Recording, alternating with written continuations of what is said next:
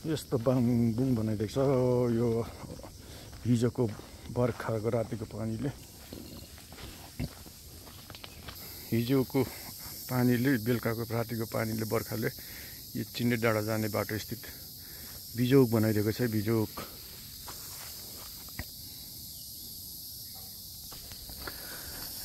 हिजोको बर्खाले साथी हो खैरे हिजोको बर्खाको रातको पानीले प्राय नेपाल अधिराज्यभरि नै क्षति पुर्यायो, धेरै मात्रामा क्षति पुर्याएको छ। यो चाहिँ हालको बाटो भनेको यो सुन्दरनगरी धरानको चिन्डे डाँडा जाने बाटो। यो पनि राम्रै थियो, यो पनि बाङबुङ बनाइदिइसकेको छ। अझै तल त झन् रुखहरू ढालिदिएको छ। अहिले प्रत्यक्ष देखाउनेछु मित्र हो। यो हाम्रो सुन्दरनगरी धरान हेर्न सक्नुहुन्छ मित्र हो। सुन्दरनगरी धरान हिजो बर्खापछिको भोलिपल्टको साँझमा यस्तो देखिन्छ, दृश्य देखिन्छ।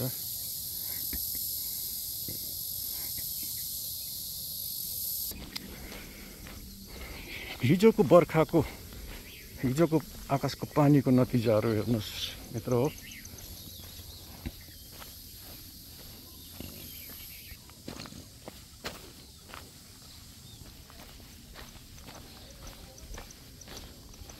जताततै यस्तै भएको छ मित्र हो। दर्शकबिन्दुहरू हेर्न सक्नुहुन्छ पहिरोले पुरा यस्तो बाटो धराप बनाइदिएको छ एक रातको पानीले। यो हाम्रो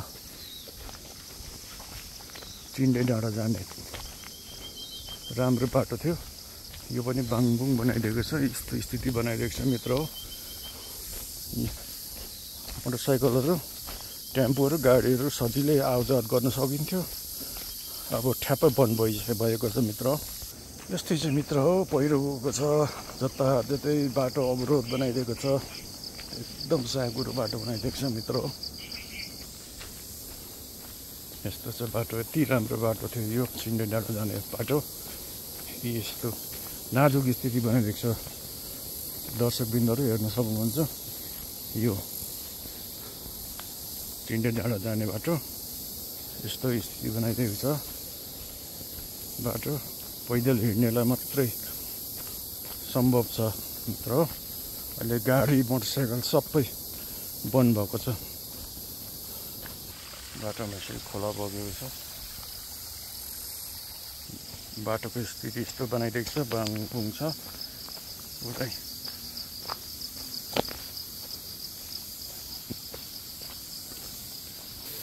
यस्तो बनाइदिएको छ मित्र हो, हेर्न सक्नुहुन्छ यो चिन्डे डाँडा जाने तर्फको बाटोहरू। यसरी पहिरो आएको छ, यसरी माथिबाट पहिरो आएको छ।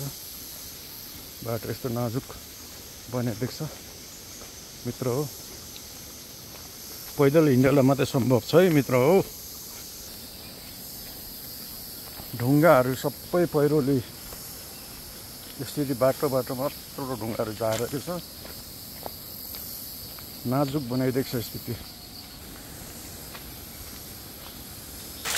झरना पनि देख्न सक्नुहुन्छ साथी हो चिन्डे डाँडामा।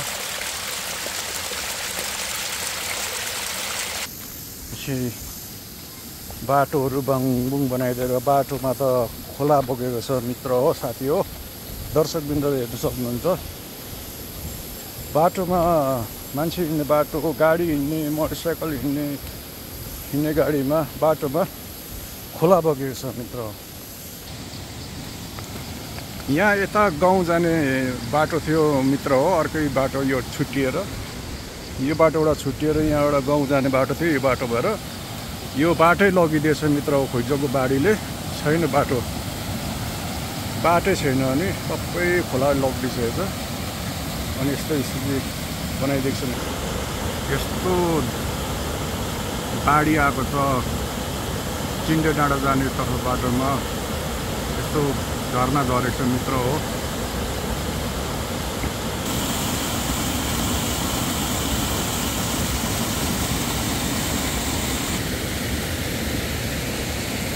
यो बाटो गाउँ जाने बाटो चाहिँ वञ्चित भएछ। यो बाटो सबै यसरी यहाँबाट बाटो थियो गाडीहरू हिँड्ने, यात्रु हिँड्ने, मोटरसाइकल मान्छे हिँड्ने बाटो थियो, सबै बाढीले लगेको छ मित्र हो। यस्तो स्थिति बनाइदिएको छ। नाजुक छ स्थिति मित्र हो। त्यसरी बाटोबाट यसरी खोला बोकेको छ मित्र हो। यो खोला यहाँबाट पनि लगेको छ। यहाँ चाहिँ मित्र हो यहाँ पनि पहिरो गएको छ। अलिक तल आएपछि यहाँ पनि ठुलो रुखहरू ढलेको छ। त्यसरी क्षति भएको छ। बाटो पुरा बन्द भएको छ। यसरी पहिरो गएको छ मित्र हो। हेर्नु त चिन्ने डाँडो जाने बाटो यसरी बाटै बन्द भएको छ। बाटो बिजोग छ यसरी पहिरो गएको छ। पुरा पहिरो गएको छ मित्र हो। यो रुख ढलेर यहाँनिर बाटो बन्द है मित्र हो। होसियार गरेर आउनु होला। आउनुहोस्, तर पैदल यात्रालाई मात्रै सम्भव छ। मोटरसाइकल, टेम्पो, गाडीहरूलाई सम्भव छैन मित्र हो। एक दुई दिनसम्म यस्तै होला सायद यो। यस्तै चाहिँ मित्र हो। बर्खा, हिजोको बर्खाको पानीले, हिजो कति गते हो, जेठ कति गते हो हिजो, जेठ शुक्रबारको बेलुकाको पानीले यस्तो बनाइदिएको छ है मित्र हो। चिन्ने डाँडा जाने तर्फ स्थित बाटो होसियार गरेर आउनु होला। यहाँ यस्तो बिजोग छ, नाजुक छ स्थिति।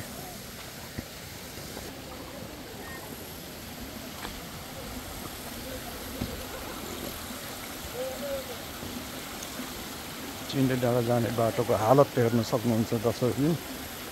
बाटोको हालत हेर्न सक्नुहुन्छ। यस्तो स्थिति बनाइदिएको छ। बाटोमा खोला बगेको छ। यस्तो बिजोग बनाइदिएको छ है मित्र हो। दर्शकबिन हेर्न सक्नुहुन्छ। चिन्ने डाँडा जाने बाटो यस्तो यात्रु कुनै पनि चल्नेवाला स्थिति छैन।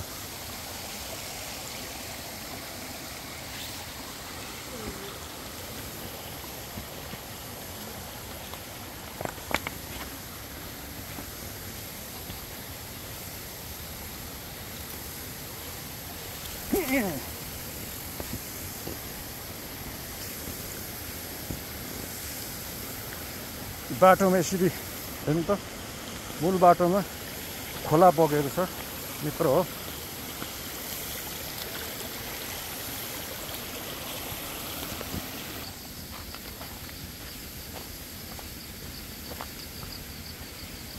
नाजुक छ स्थिति, नाजुक छ। हेर्नुहोस्, हेर्न सक्नुहुन्छ।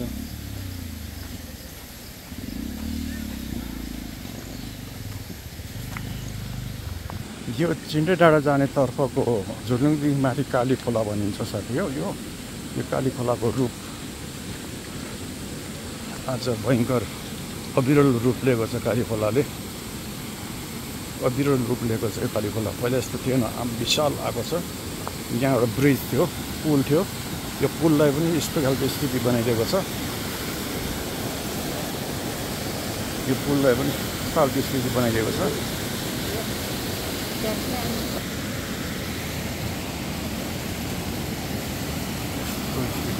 बाटो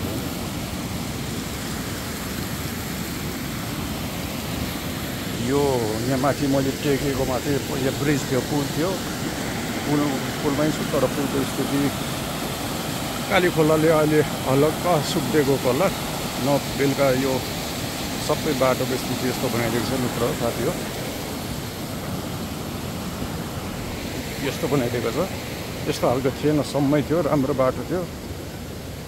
काली खोलाले रूप बदलेर खोलाको भर गर्नु हुँदैन भनेर भन्थ्यो। यति राम्रो बाटोलाई यस्तो खालको स्थिति बनाइदियो मित्र हो। हेर्नुहोस् न, बाटो नाजुक। अब यो सुधार हुनु लागि कमसेकम लाग्छ होला, नेपालको काम हो। अब 1-1.5 महिना त लाग्छ होला।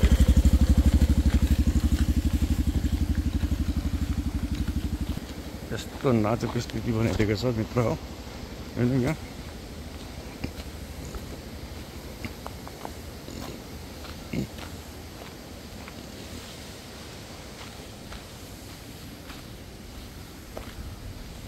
यस्तो पानीले खाइदिएर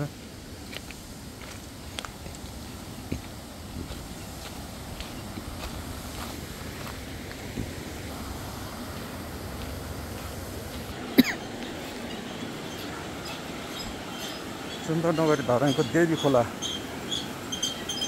देवी झुर्लुङ्गे पुल सर्दु खोला स्थितको बाढीको दृश्य हेर्न सक्नुहुन्छ मित्र हो। विशाल बाढी आएको छ।